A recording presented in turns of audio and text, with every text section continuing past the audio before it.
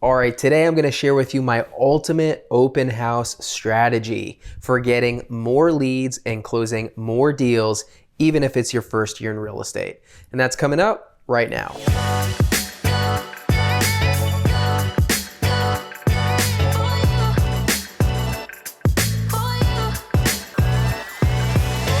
Hey everyone, welcome back to Freedom Agents. My name is Marc Brenner. I am a team leader and CEO of the Living in Atlanta team here in Atlanta, Georgia. And if this is your first time visiting my channel, welcome. This YouTube channel is all about providing you value and helping you absolutely crush your real estate sales goals. If you're interested in learning about joining my organization, I would love to hear from you.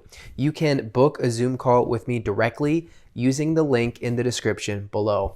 Everyone in my organization gets personal one-on-one coaching, and I teach you the exact methods and strategies that I use to close 35 plus deals a year. So if that interests you, please book a call with me today. All right, so today we're going to be talking about how to do an open house the right way.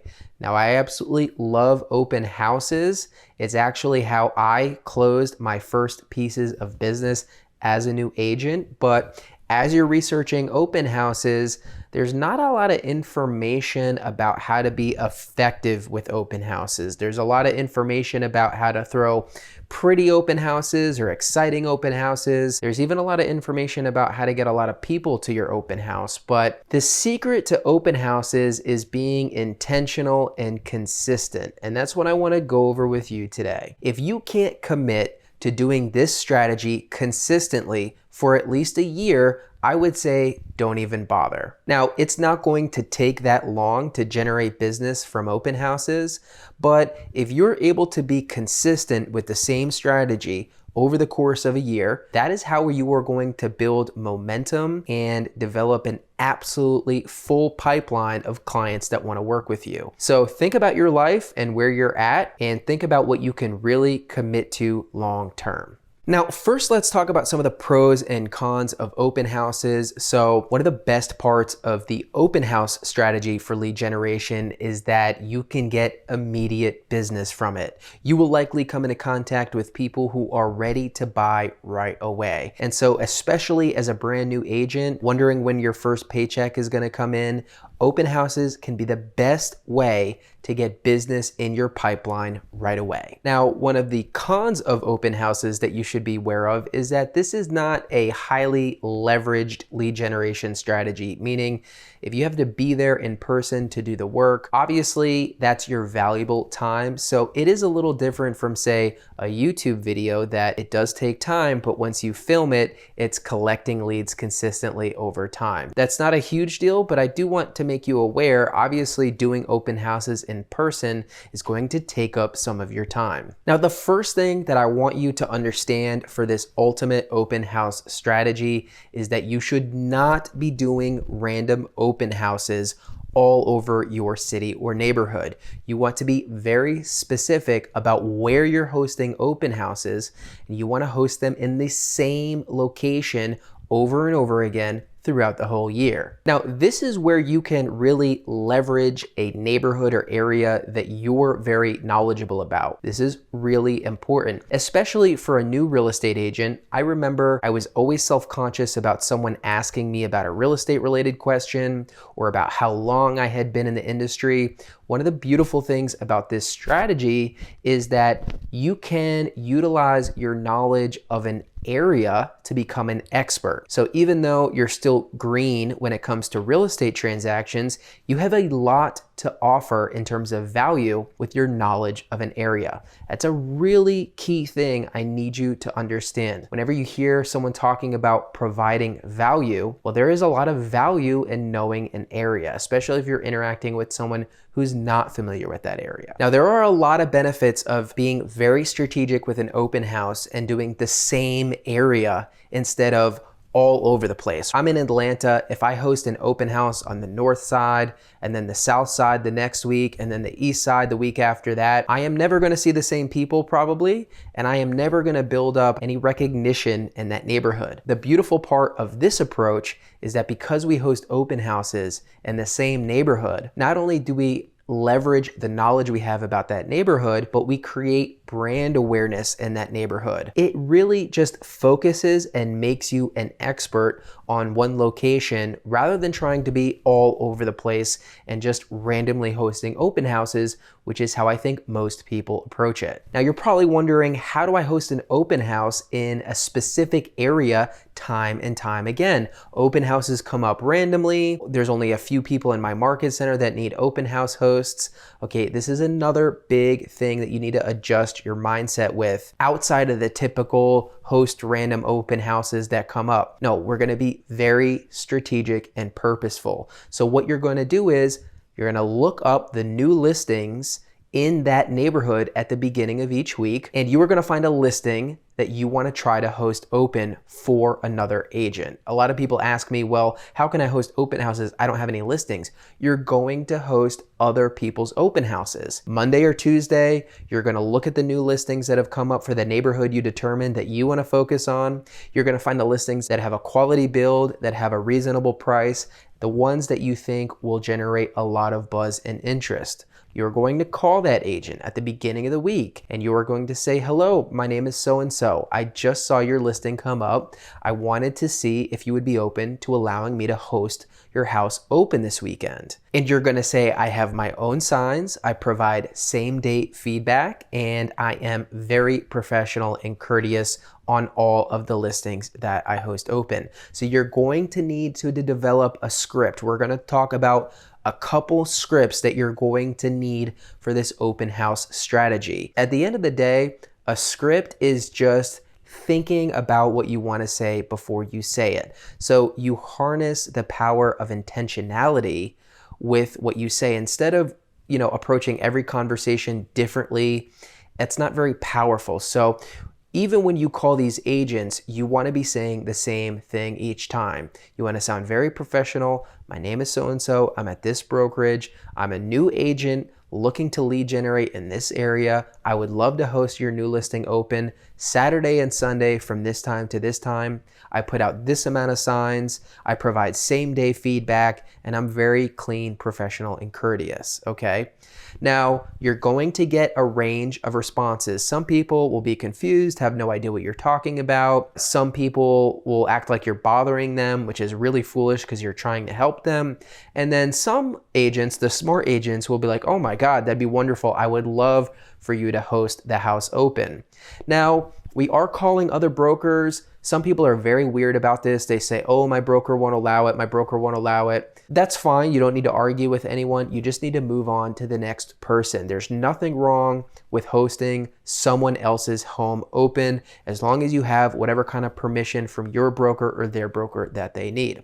So you may have to call multiple people. This is going to take tenacity, and you cannot give up until you have your open house scheduled for that weekend. So don't call one person and get discouraged when they say no and then give up, okay? You're either gonna host an open house that weekend or you're not. So I would recommend you don't take no for an answer. Keep calling agents, and eventually you will find someone that will allow you to host their home open. It might not be your first choice, and that might be the nicest listing, but the important part is that you're consistently doing this routine. Now, from the time you arrange the open house to the actual open house is when you're going to begin to market the open house. And one of the most important things that you need to do in this whole checklist is make sure the agent inputs the open house info into the MLS listing so that it feeds to Zillow.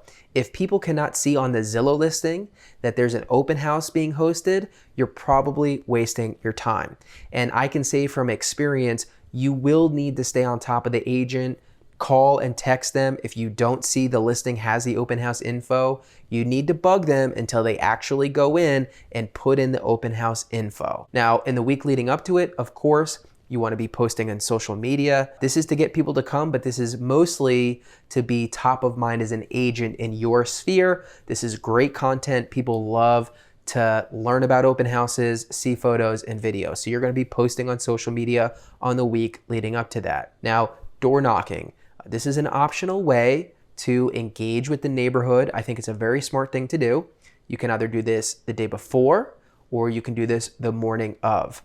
Now, you don't need to door knock 50 to 100 doors, Okay, I recommend 5 to 10 to the left, 5 to 10 to the right. Now this is another scenario where you'll need a script, okay? Now there's not one perfect script, but remember, you're simply trying to get them to show up and you wanna engage them in a conversation about real estate. So you wanna knock on a door, step back, introduce yourself as a professional, explain that you are hosting an open house for their neighbors, invite them, and if you feel comfortable, asking if they know anyone who's interested in buying or selling real estate. Now, of course, you're gonna get a lot of people who don't answer or who want you to go away, but that's just the name of the game, so you need not to get discouraged.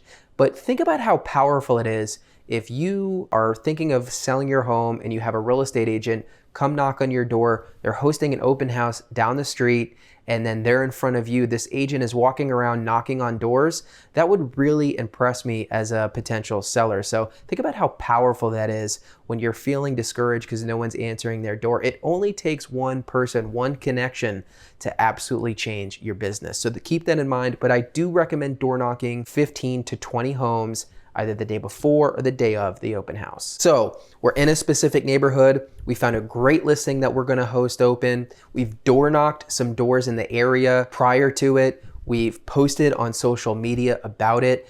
Now let's talk about signs. And this is what's really gonna take this whole strategy to the next level. Okay, and it doesn't have to be hugely expensive. It could be anywhere from $200 to $500, depending on how many signs you're gonna get made. But there's many services that'll do this for you, and they're gonna make you an open house sign with your broker's information, with your cell phone number, and with a picture of you, okay? And this is really important, and there's no exceptions in my mind. If you wanna do this lead generation strategy, you're gonna have to make the investment to purchase signs with your own branding and your own face. Why? This goes back to the neighborhood, okay? This is why being in the same neighborhood over the course of the year is gonna be so powerful. All right, think about this. You're hosting open houses in the same area, every Saturday and Sunday, every weekend of the year. People are seeing you, but they're now seeing 15 to 20 open house signs all around their neighborhood with your face on that. Think about the brand awareness you're creating over the course of the year with those branded signs. Okay, so yes, they will direct people to the open house and that's good for traffic, but really it's to have your face in a neighborhood over time. Think about how much people pay for billboards or murals. Okay, you don't have to pay to place your sign anywhere. You have to pay for the sign, you have to put it in public property, but once it's there, you're not paying anything for it. So that whole weekend, when you're doing a Saturday and Sunday open house, everyone driving around that area, everyone living in that area is gonna see your face and your company's name, and they're going to get to know you. They're gonna stop in and have a conversation with you. Okay, this is brand awareness. This is how you develop it, and this is how you eventually dominate your market. So you're in the same neighborhood, you've got a great open house to host, you've got 10 to 20 branded signs with your face on it, out and about in the neighborhood. You can put these up, again, the day before, or you can put them up the morning of, whatever you wanna do. What I did is I hosted the same time each time, 2 to 5, Saturday and Sunday, every weekend. So that was a permanent thing on the signs. It saved a lot of time, created a lot of consistency, but you can do that part however you want. Now, the next thing you need to focus on to really set your open house apart is education. You need to be educated about the neighborhood, which you should be already because you picked a neighborhood that you know a lot about, but you're going to educate yourself about the housing market in that specific location. So yes, you need to know the information about the house you're hosting open. You also want to be aware of other listings in the area because you're going to be having conversations with unrepresented clients. Some of them may want to put an offer in on the home, which is great, but a lot of them, they'll have something with the home that they don't like and they will be looking for something else. So it's really important that you're not only aware of the information for the home you're hosting open, but you want to take some time before the open house to look at the active listings around the area you're going to be in. Now, this goes without saying, you also want to be aware of the schools in the area. What are the assigned schools? Are they good? Are they bad? What's the private school situation?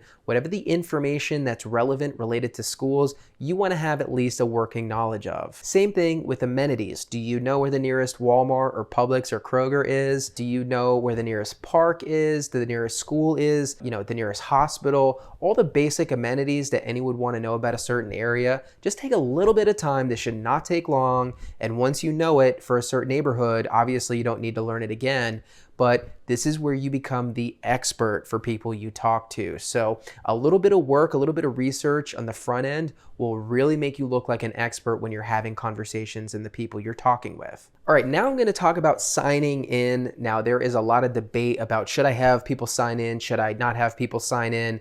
All right, I want you to think about what we're doing with this open house strategy, because you can boil it down very simply. There's a lot of things that go into it, but at the end of the day, what are you trying to accomplish? It's very simple. You're trying to get a list of names and contact information, and you're going to follow up with them over a period of time until they either tell you to get lost or they want to work with you. That's it. It's really as simple as that. So anything else is pretty meaningless. If you are not collecting contact information, it's going to be very hard for you to close any business from an open house. Okay, giving someone a business card is completely worthless. They will never call you, I promise. I've given out probably 1,000 business cards. I don't think I've ever gotten a relevant call that turned into something closed. So don't worry about handing out business cards. You need their contact information because you know you'll follow up, but they won't. So you do need a sign-in sheet, and you can blame this on the seller. Okay, a really easy script to reduce the awkwardness of having them give you the contact information is just, hey, welcome to the open house. So glad you could make it. My seller has requested that everyone visiting simply sign in for safety purposes. Thank you for understanding. No one is going to argue with that. Now, they will give you different levels of information. You want to have some kind of sign-in sheet that has space for their name, email address, and phone number. Sometimes there are sheets that ask if they're represented by an agent or not. That can be helpful, but you need a consistent place for them to sign in, because this is how you're going to follow up. So as far as I'm concerned, once someone has come in and they've signed in, you're already winning. Okay, you already have the contact information for people that you know are interested in buying a home. And this is a major step along the way in closing business from open houses. Now, of course, some of those people will already be represented by an agent. Some of them will not. But either way, I do suggest you follow up with them. A lot of people do not sign broker agreements with their agents, and if you're consistently following up, they may decide that they want to work with you. Now, a note on food and drinks and atmosphere. I don't really go crazy with any of this. Now, some of you are more creative and aesthetically inclined than I am. I don't think there's anything wrong with creating a nice atmosphere. I do put out water. I do not put out any food. I do play jazz music in the background as people are walking away, but that's pretty much it. If you are the type of person who likes to go all out, you're detail oriented, you not only put out food and drinks and music, but you have fancy napkins and decorations and all this stuff, that's okay. There's nothing wrong with that, but realize the money investment you're putting into that and ask yourself if you're getting a return on that money you're spending. So in my experience, things like food just create a mess and it's really not bringing any benefit to anybody. I think you could skip that, but that's your decision to make. We are not getting clients by wowing them with our open house, although that's not a bad strategy, but I want you to focus on what's really important with this, which is targeting the neighborhood, creating brand awareness through your own branded signs with your face, becoming an expert on that neighborhood. It's those conversations where you really impress people. People may be impressed with the little frills of an open house, but they're going to be more impressed with you being an expert on that local area. My personal approach is not to be hovering over them, not to try to overly engage them in conversation. You really want to match the energy that they're putting out. If they're friendly and engaging and want to talk, engage and talk with them. If they clearly are more quiet and don't want to be bothered, don't bother them. There's no sense in making someone uncomfortable or like pushing a conversation on anyone. You want to match people's output and body language. But what you do want to do is lead the conversations you have in a specific direction. So what I suggest you have in mind for these conversations is, what are you looking for? Okay, you really want to ask discovery questions about the type of home and location that they're looking for so that you can solve a problem. All right, this is all about putting you in a position of authority and problem solver. So like I said, there probably will be something about the house that doesn't work for them, statistically speaking. So this is where you can ask questions if they're engaging you about what they're looking for. And if you've done the research like I suggested previously, you'll probably have a house in mind that you can give them the information for. So you want to ask questions about the budget, what they're looking for in a home, what their non-negotiables are. And then what I would do is say, you know what? That actually sounds like a listing. I was just taking a look at it. Would you like me to pass along that information for you?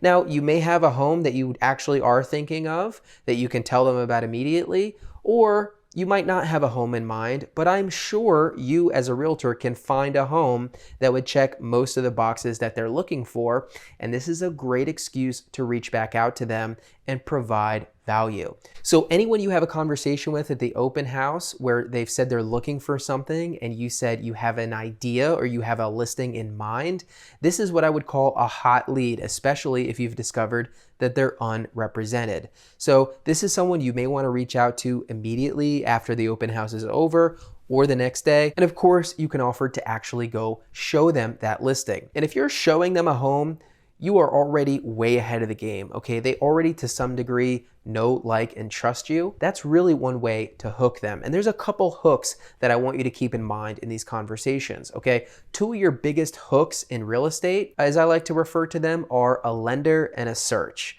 Okay, these are ways you can provide value that tie yourself to some degree to a potential client.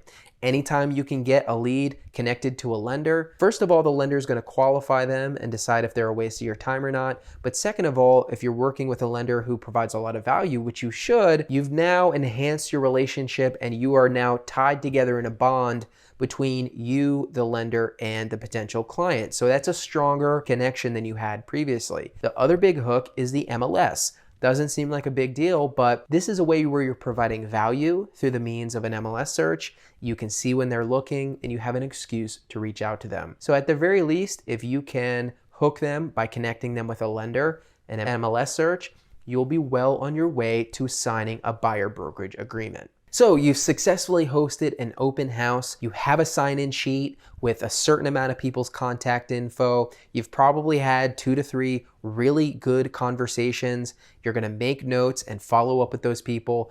And so you've done this over the weekend, and really you've done your lead generation over the weekend. So that Monday, when you do your lead follow-up, you're simply going to put these people into your CRM and have a purposeful way to provide them value and reach out. Okay, that's all I want you to think about. At the end of the day, this can get very complicated, but what we're trying to do is connect with people, provide them value, and then follow up until they tell us to get lost or they sign a brokerage agreement. So hopefully simplifying that really makes this easy to think about, because that Monday or Tuesday, you're gonna take all these people's information, you're gonna put them into your CRM, and in your CRM, you should have a consistent plan for providing value and following up. You can use services like HomeBot that tells them the current value of their home. If your brokerage probably has resources for providing them a CRM or a home valuation site of some kind. All right, there's a lot of ways you can provide these people with value, and then a day later or whenever later, you follow up and say, hey, how did that home valuation site help you? Was that helpful with understanding what your current home is worth? Same thing with a comparative market analysis or an MLS search. These are all reasons why you can reach back out to them to follow up. Now, the last thing I'll say on this topic is don't be afraid at some point to actually request an interview and meeting. Okay, once you've built a rapport, once you've provided a lot of value, there is nothing wrong with saying something. Again, you're going to want to create a script for this so that you're intentional and consistent. But you say, hey, we've been in touch for a while now. We've had conversations about what you're looking for. I really feel like I can provide you a tremendous amount of value as your real estate agent. Would you be open to sitting down with me and discussing what that would look like? Okay, and if you've built any kind of rapport and provided value over any consistent period of time, there's a high likelihood that you've now got a meeting, all right? So you've gathered contact information, you've followed up, you've set a meeting, and then you're gonna sign a brokerage agreement and you're gonna be well on your way to helping them buy or sell a home. So that's really it, y'all. That is my ultimate open house strategy for realtors, whether you're a new agent or an experienced agent. Okay, if you can be very strategic about where you host the open house, about hosting it in the same spot weekend after weekend throughout the entire year, with your own branded signs with your face on it. Okay, if you can provide value to the people who show up by being an expert, not only on that home and neighborhood, but on the other homes for sale in the area, you will collect a lot of information. And if you can consistently follow up with the information that you get from these people, you will be signing brokerage agreements left and right. So I hope that made sense. I hope it provided value. If you have a question about that, or if you want to know more, again, you can book a Zoom call with me. You can also email me, call, text, whatever you want to do. But I absolutely love it when my viewers reach out. So thank you so much for watching. Please like and subscribe. And until my next video, I'll see you next time.